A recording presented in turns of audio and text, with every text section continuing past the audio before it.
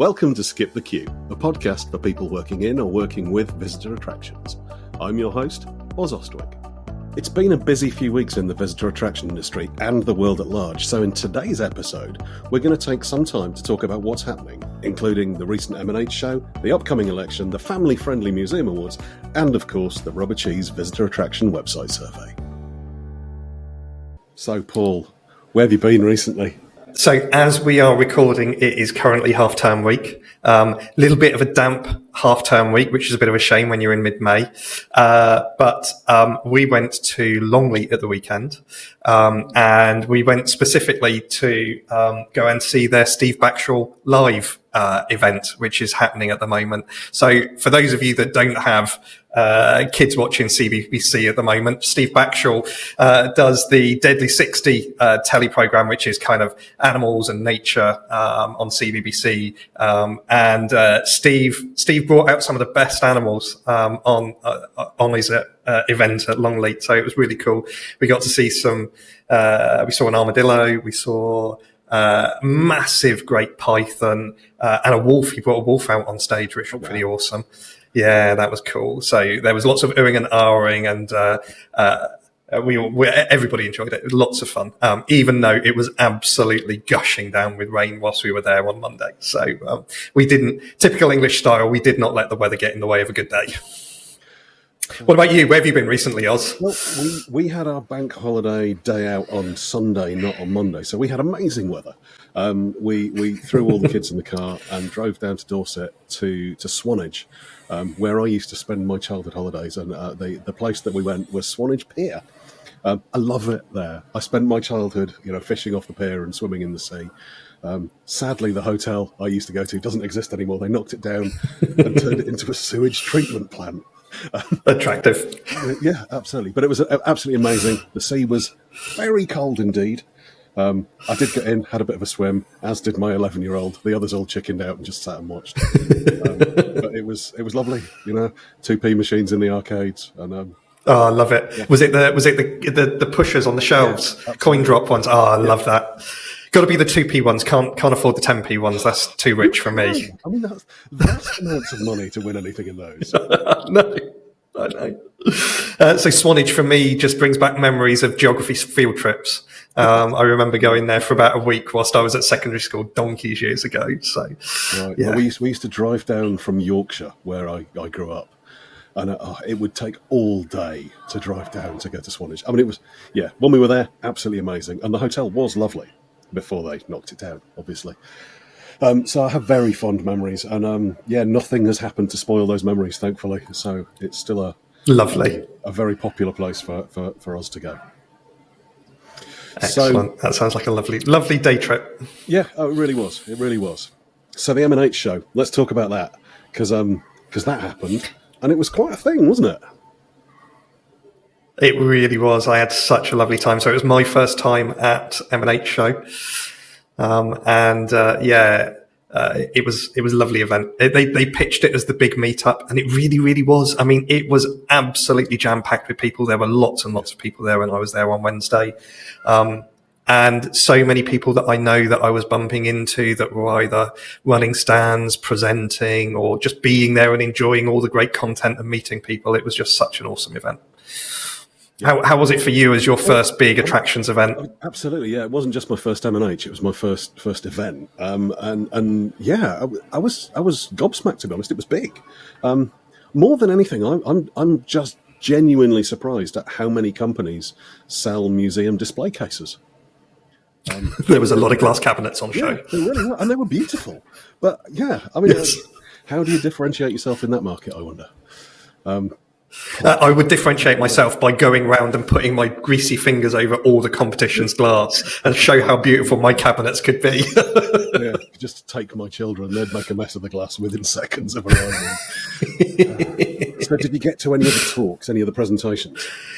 I did actually. Yeah, I saw a few presentations. I thought they were really good this year. It was quite clever being given your headset that you could wear so that you could hear the presenters. Few people that have been in previous years were telling me how great that was this time, because that was a new introduction this year.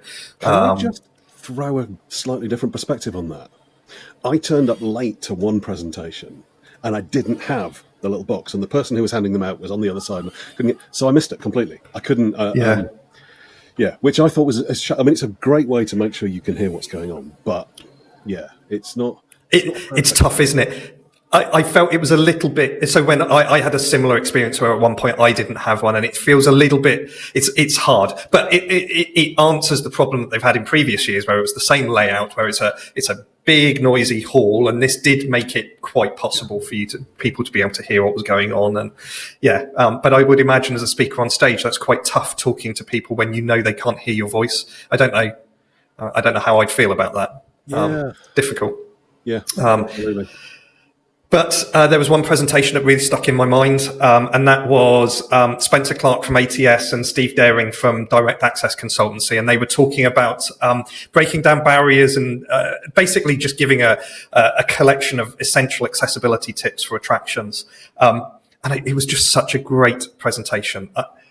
I always think that if I'm presenting at an event, if one person walks away having heard one thing from me, I feel like I've kind of done my job. And to be fair to Spencer and Steve, they absolutely nailed that. I walked out of the room at the end of that, fizzing with ideas, and walked away. And straight away that evening, I was writing a pitch for a client, and things that I'd learned from what they were talking about made it into my pitch presentation. It's directly changing the way I think about accessibility. So I thought it was a great achievement. And especially for that specific talk, it's not just a talk that says, "Oh, you can make some more money if you do this, or you can improve your response rate if you do this." Actually saying this is a way you can help people, and that's changed the way that Rubber Cheese works. And that what an amazing result for them. Yeah, absolutely. There was a few numbers that stuck in my mind, and I went and read about them afterwards. And we'll put some links in the show notes to the survey that these stats are based on. But there's two things that they said which really stuck in my mind. 59% of disabled people say if a venue has not shared its disabled access information, I avoid going because I assume it's inaccessible. And 77% of disabled people say I'm more likely to visit somewhere new if I can find relevant access information about the venue. So these numbers, they caught me straight away, and they got me thinking and made me realize that making a venue accessible is more than just meeting the website accessibility guidelines, which is kind of a key focus for us in the industry. Lots of organizations will want to make sure that they follow the WCAG guidelines, the accessibility guidelines. Anyone that has a large amount of public sector funding will have a statutory obligation to meet those targets. So that's a big focus of people's attention. But just making it so that a screen reader can read your website, or making it so that you've addressed color accessibility for people that are colorblind isn't enough to make the attraction itself accessible. So if you don't share the content about how your venue is accessible, people will assume you are not accessible. It was an eye opener for me. They gave a really great example. They talked about Skipton Town Hall up in Yorkshire, and they've got a web page on their site all about the accessibility features of the building, and it was rich with photography.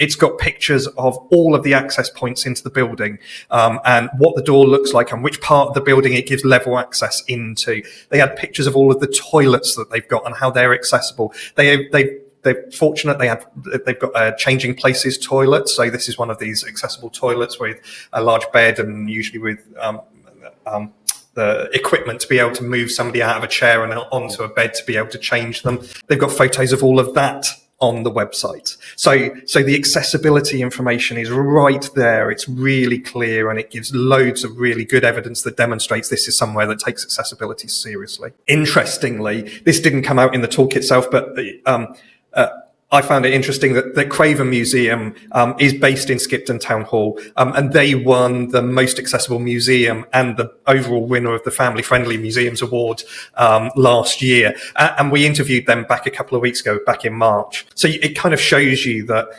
making places more accessible for disabled people makes them more accessible for all sorts of people as well.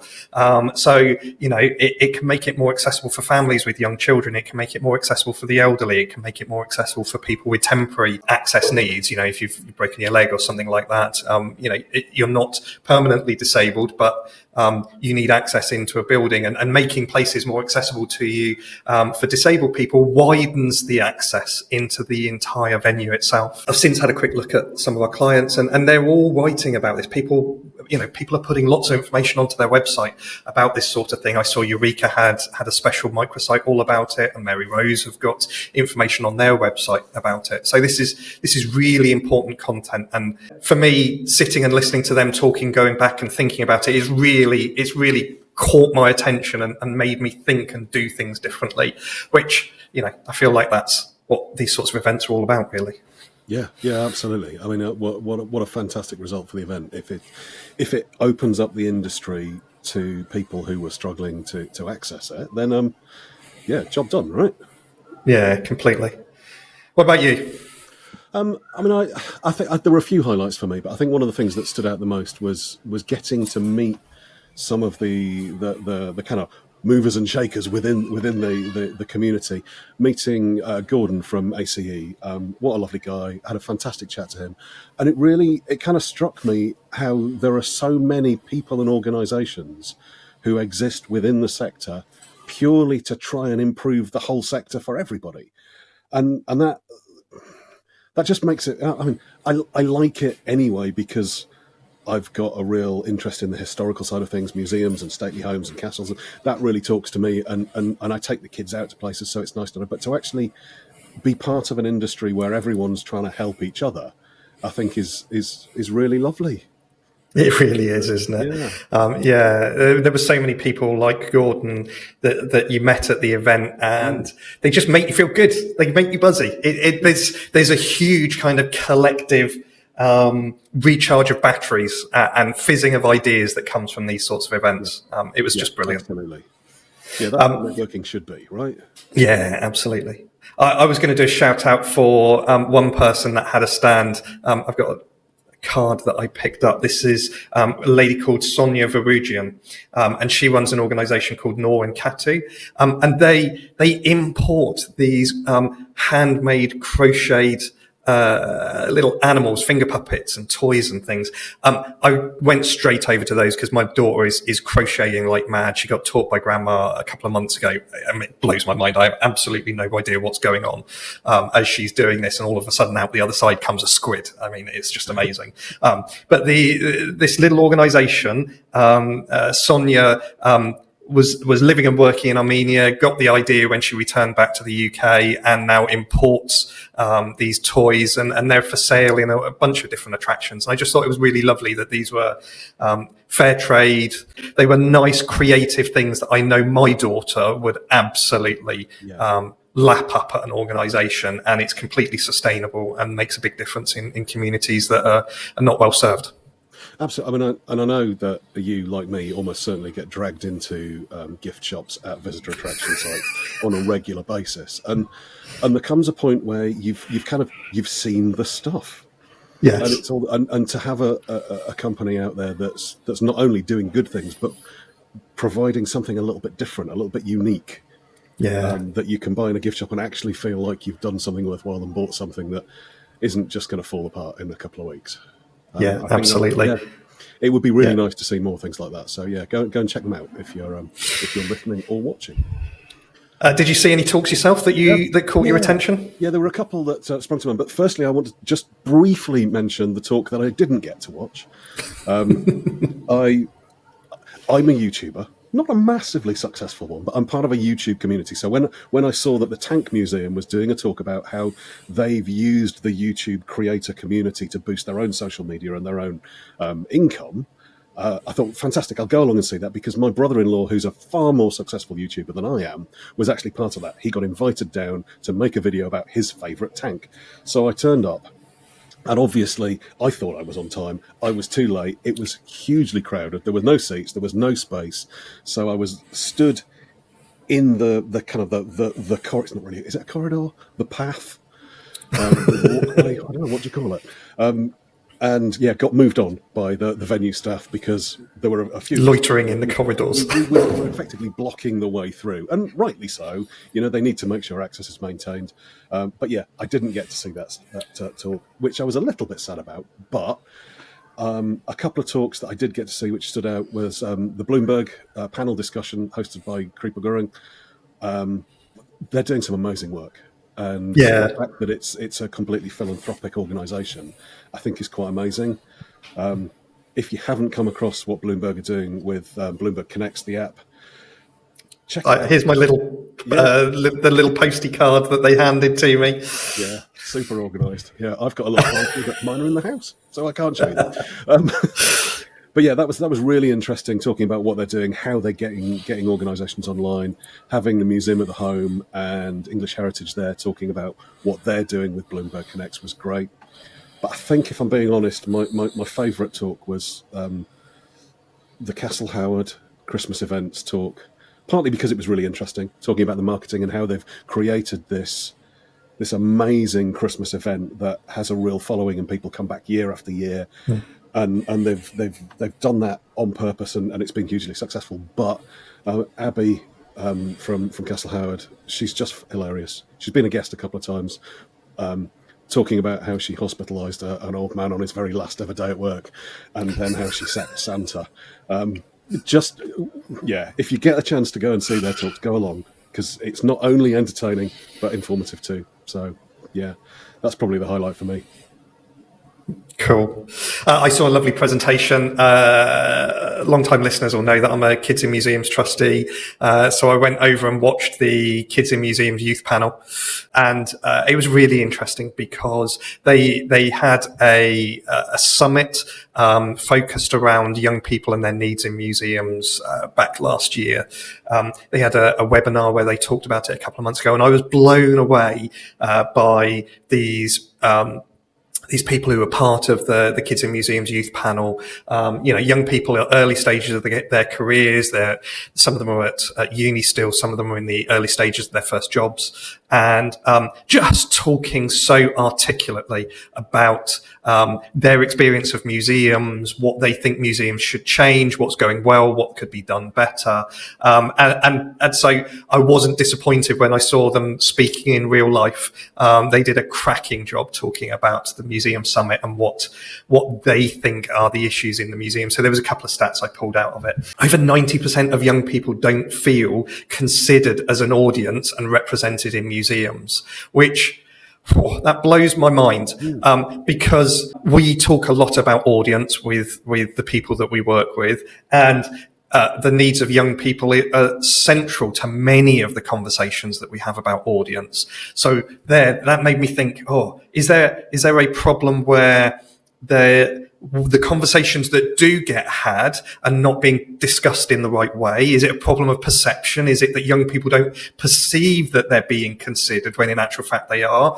Or is it a lack of involvement, and so they feel like it's being done to them rather than being done with them? Food for thought. If most young people feel that museums don't consider them as part of their audience, that's problematic. Yeah, absolutely, isn't it? I mean, I'd be amazed if the people that were running the museums had the same opinion. I suspect they clearly think they are doing things for young people and children. Yeah. But maybe they're just not asking those young people what they want. Yeah, absolutely. So there's a few things that the youth panel suggested could be done. So loads of kids go on school trips to museums. Have a guess what you think the minimum age is to go unaccompanied into a museum in some museums. Well, I mean, I'd expect that it would probably be 16. That feels like a reasonable age. There are museums where you have to be 18 to go unaccompanied into the museum. Why? You can go and get a job, you can go and pay your taxes, but you can't go into the museums on your own because you're not a responsible adult. That's interesting. And I use that word with a great deal of misuse. It's crazy, isn't it? I mean, I struggle to work out how you could justify that. Well, obviously, there are one or two museums out there where you probably need to be 18 to go in and have a look. But, I mean, in general, why 18? Yeah. I think standards of behaviour, you can expect people to behave in a certain way, but that's not dependent on age. No, That's absolutely. dependent on your behaviour. And the sort of teenager that genuinely wants to go into a museum is probably going to behave pretty well when they're in that museum.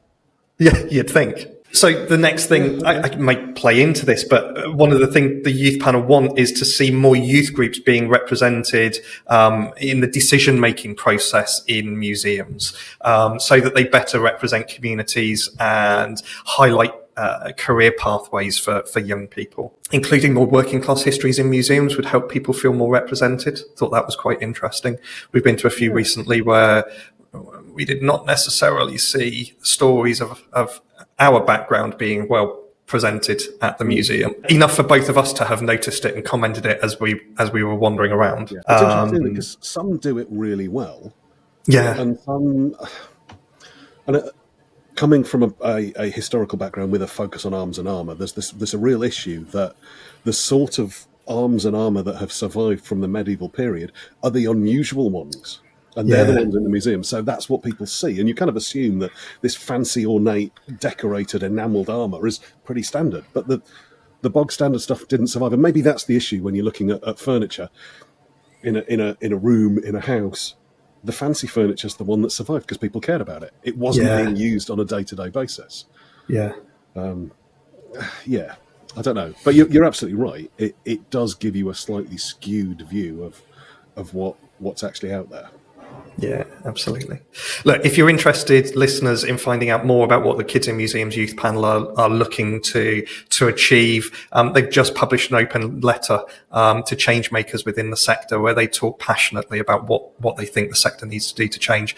There's a lovely video that goes alongside the open letter where these young people are using their voice to be able to advocate for change. It's great. It's really interesting. And I highly recommend everybody goes and watches the video and reads the letter and then does something about it. So anything else from M&H that we need to talk about?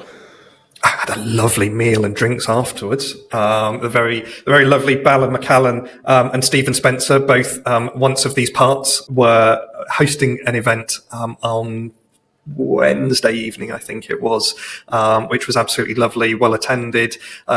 Drinks flowed, food came out. It was delightful. I very much appreciated being here. I have very mixed feelings about the fact that I decided to leave a little bit early.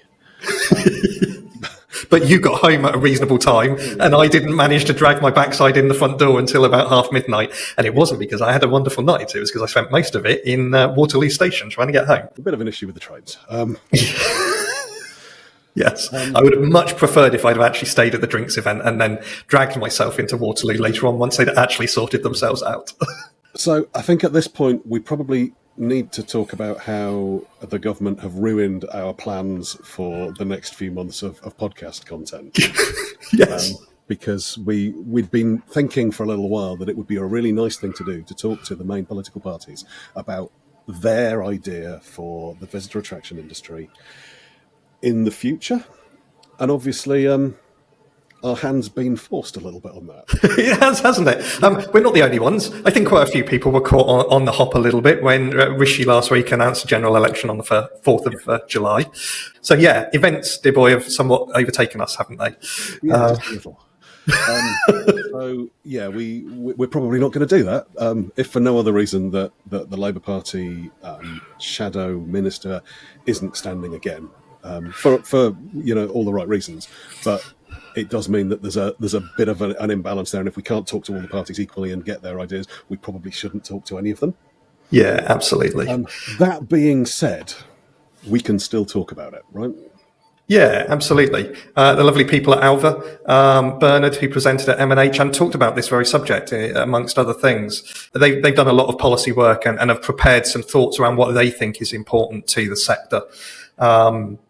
Around strengthening the visitor economy, protecting arts and culture and heritage, and supporting the natural environment, whilst at the same time looking after all of those people that either work or give up their time to support the sector. So yeah, there's a few things in there that I thought it was worth us just touching on, because I think it's really important that we think about what the future of the sector could look like in just a very few weeks' time, as the country changes. They got some interesting thoughts. Unsurprisingly, the sector would probably benefit from some reduced taxation, and there's quite a number of different areas within which Alva think that the taxation burden on the sector could be lessened.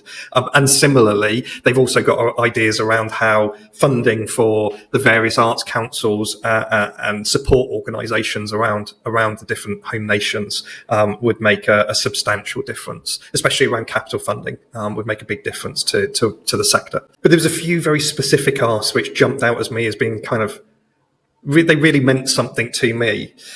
So there's one, Alva says they ask all the political parties to ensure culture, live performance, arts, heritage and nature are experienced by every child and young person and are within the national curriculum. Yeah, I think this is so important. I think I've talked on the podcast before. This was one of the big COVID victims. So many schools during COVID had to stop taking kids out and experiencing the outside world, and going to day trips and the like. And I think it is so important. It's really hard for many schools. They've got such a burden around meeting the curriculum, budget cuts, all of the calls on the staff time. It is so hard for them to prioritise day trips. But I've seen in my own daughter's school just the powerful impact it has on the kids.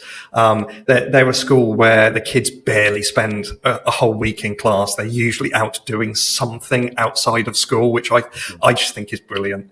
And I got to tag along with them a few months ago. We went into London. We did the trip to Science Museum, took the kids up on the train and on the tube, which was, let me tell you, quite scary. Did you manage to bring them all back? Yeah, counted them in and counted them out, and it was all good. It was all good. But then we went into Parliament, and that was just brilliant, taking a bunch of 10 and 11-year-olds into Parliament. And bless them, it was the tail end of the day, so they were all shattered. But they were so completely engaged by it. They saw Priti Patel walking through the central lobby. They saw all of these different ministers and their advisors, and they got to sit in the chamber of the House of Commons and seeing debate going on. It was all about Horizon scandal.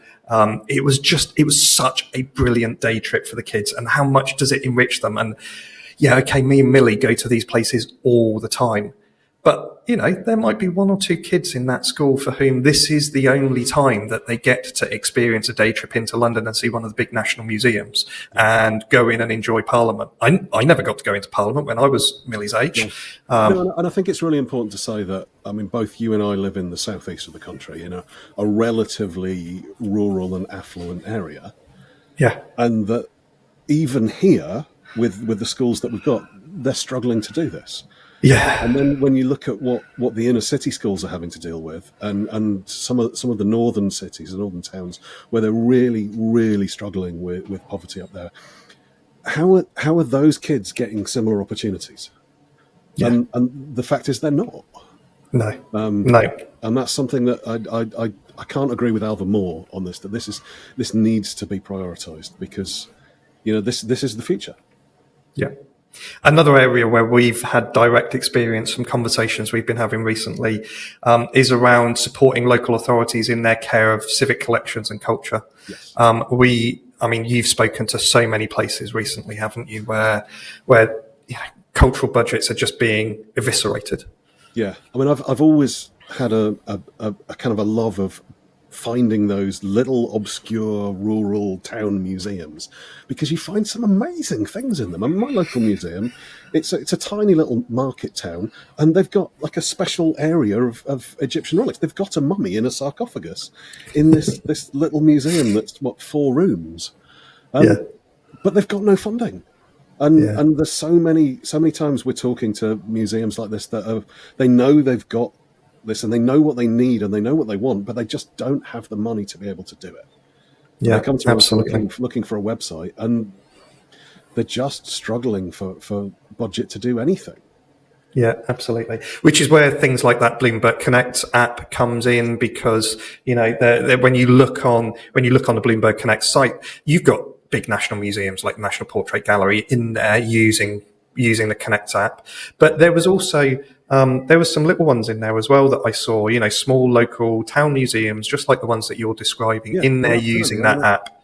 I was looking through the app last night, and my eye was caught by, I think it was Beverley Town Hall. I was born in Beverley, up in the East Riding of Yorkshire, and I thought, I'll have a look at that. And I just got drawn in, and it was just this amazing experience. I didn't even know Beverley had a town hall that was open to the public, never mind that had a collection that you could view through the Bloomberg Connect app. So, yeah, I guess maybe a little bit more in the way of awareness, but it shouldn't be down to a philanthropic organisation like Bloomberg to keep these museums and collections going. Yeah, absolutely. So look, the Alva kiosk of the political parties is up there on their main website. Really worth going and looking at. As the manifestos are published, you'll be able to see what the political parties are doing. There's already some information on the various different party websites around what they want to do within the culture and tourism sectors. But I think we've got a few weeks yet to wait until we see the actual cast iron commitments come out in manifestos. So that'll be interesting to see the direction that takes. And I suspect we're going to talk about this a little bit more over the next few episodes, perhaps. Yeah, maybe. And the other thing I will mention, this is a shameless plug because I work as a trustee at Kids in Museums. We're working on this flagship awards ceremony, and it is absolutely delightful event. Lots of people enjoying themselves, doing amazing work, and there is a sponsorship opportunity. So if you're like us, one of those kind of sector supporting organisations that serve the attraction sector, and you'd like to support the good work of Kids in Museums and be associated with that amazing event, give me a shout, because I can point you in the direction of the right people to talk to get that sponsorship in place. And I know it will make a massive difference to them. Have you been busy recently? What have you been up to? Do you know what? Weirdly, it's been a little bit busy. Yeah. I mean, it feels like it's always a little bit busy, but it's been specifically a little bit busy because as of yesterday, we've launched the 3rd annual Rubber Cheese Visitor Attraction website survey. Excellent. It's quite a mouthful, isn't it? It'd be really nice to find a catchier name for it than that. But, yeah, I always talk about naming is the hardest problem in computing, but it's naming is the hardest problem in marketing, I think. Yeah, I mean, let's be honest. What it's actually known is pretty much New Survey brackets 2. Yeah. Exactly. So it's the 3rd one. The first one was a bit of an eye-opener. The fact that there wasn't anything already out there, and we did this and it was amazing. The second one, we tried to refine it, and we got some really nice, interesting data. This is probably the first time we've been able to sit and look at it and go, right, okay, now we've got a couple of years worth of results. We can look at what we actually need to be asking and what's just out there because we want to ask it because it's interesting, and what information we're not actually getting. So we've really cut back on the number of questions. And I think it's probably safe to say that isn't going to have a massive impact on the quality of the information that we get, but it's also allowed us to add in a few extra little bits as well. So yeah, we're talking about sustainability and the use of AI. And I'm really excited. I haven't actually looked to see if people have started filling it in yet. I can't look. No. I just kind of want to look through my fingers. I'm not sure I want to know. But yeah, so if you are listening to this, if you've got this far into the podcast and you work at a visitor attraction, please go and fill this in. There's a link in the show notes. There's links on LinkedIn, on RX, on everywhere we go, there will be a link for this. And if you can't find it, go to rubbercheese.com and it's right there at the top of the homepage. There's a link. rubbercheese.com/survey. There you go. Slip that right in there. I think one of the things we've done differently is the advisory board. We talked about this a little bit in the last episode, didn't we? We did. What an amazing thing to have these guys on board. I think they've saved us months of work. Yeah, just being clever. Yeah, they've improved the quality of what we've done, asking us, what on earth are you asking that question for? Those answers are exactly the same answer. Yeah. Can't you make it easier for me to know what I need to gather before I type my data in? Exactly. Saying, oh, well, I wouldn't fill it in because you don't tell me what I need to do. Okay, well, we'll do that. It's not a problem. Yeah. How amazing. Yeah. So thank you to them and to Expion for sponsoring the advisory board. Yeah, absolutely. And we're working through now, focusing on the kind of engagement plan to increase more people. And then, whilst we have a lull as people are going to be filling in their survey, we'll start planning, looking at the data, seeing where the stories lie. We'll talk about that in some future episodes. But starting to gather together what the final report looks like and the stories that will be told. And, we're really grateful to Convius for sponsoring us on the digital survey and the digital report that will follow, and then a bunch of webinars that will run afterwards. The call to action for us is get in there, find your data, read the guidance notes, go and fill in the survey. But then once you've done that, come and talk to us, because, we'd love to know what you would like us to dig into. It is amazing how this rich resource of data that we've got, and people ask us questions that we've never even thought of, and we look at the data differently and we find a different story in there. So without your input, without you telling us what's interesting you, with what's bothering you, what's challenging you, we don't look at the data properly, and we don't find those stories for you. So come and talk to us. Is this how it feels to kind of run a museum, to be the custodian of this amazing thing, and just want people to come and engage with it? Because that's kind of it. We've got this amazing data, and it's got all of these wonderful stories within it that are relevant to anyone in the industry, and we just want to talk about it.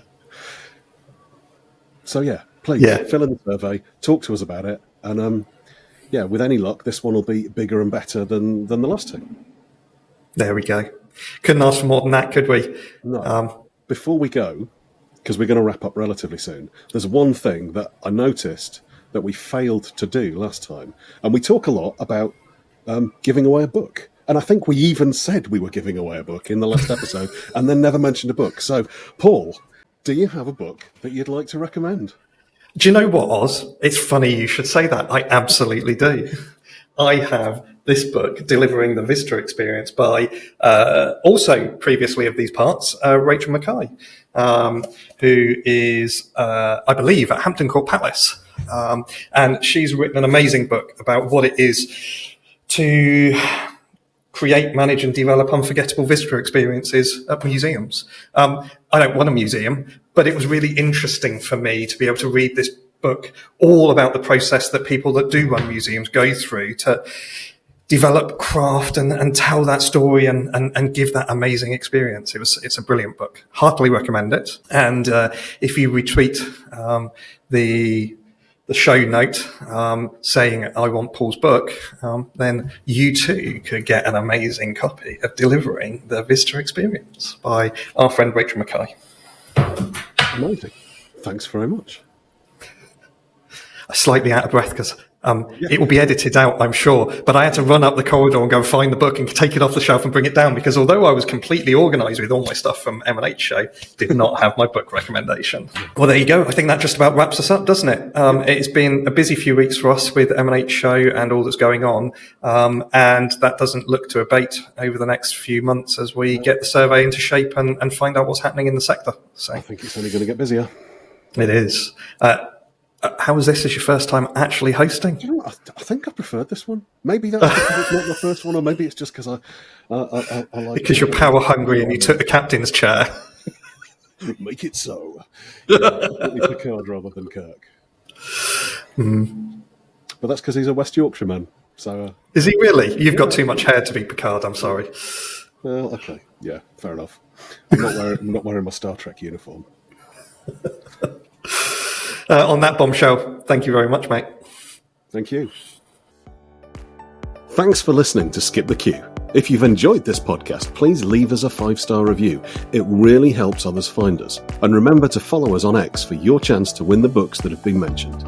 Skip the Queue is brought to you by Rubber Cheese, a digital agency that builds remarkable systems and websites for attractions that helps them increase their visitor numbers. You can find show notes and transcriptions from this episode and more over on our website, skipthequeue.fm.